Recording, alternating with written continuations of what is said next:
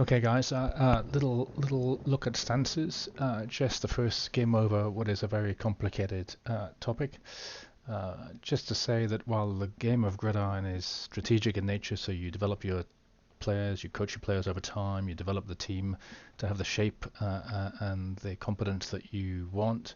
Stances, however, are really all about a tactical response to the next game. So let me look at my own next game.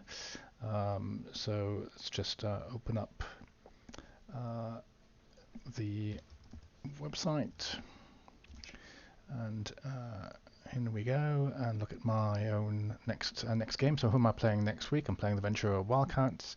So what I'll do is I'll have a quick look at those guys, check out what they're good at, and then set my stances accordingly. So I might well look at the rules in stances. So here are the rules in stances. Here's a section on defensive line stances. You'll notice that the particular impact of a stance is shown here. Note, by the way, that some stances are available in certain formations and some are not, so just be aware of that. But in this particular case, I'm looking at my right end and left end, my defensive ends. I'm going to want to increase my pass rush in this game, so I'm looking at the pass rush stance for my right ends and left ends, and you can see that that makes a difference.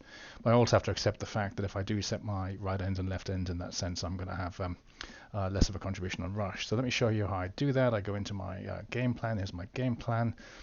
Let's look at stances. So in Jupiter 2 gap, for example, I want to play that, or maybe I want to play drop short. So let's play drop. I'm going to play drop short this time. So on my left and right end, I'm going to change the stances to pass rush. There it goes. Change the stances to pass rush. Save that. Those guys are now in pass rush on the drop short. Then looking at my defense, I'm already in drop short for my starting defense. And I can set my drop short anywhere in my game plan to be used in the defense. So I now know that my right end and my left end are pass rushing. So that's an example of how I do that. If I did make a change, by the way, of course, just to remind ourselves, if I make a change in here, so let's say I went to Jupiter 2 gap, I do need to save it in order to lock it in. So that's the way it kind of works. Stances used as a tactical tool. Look at what the opposition team are doing and then adjust accordingly. Take an example, allocate particular players, particular positions to a particular stance, apply that to your game plan, and there you go.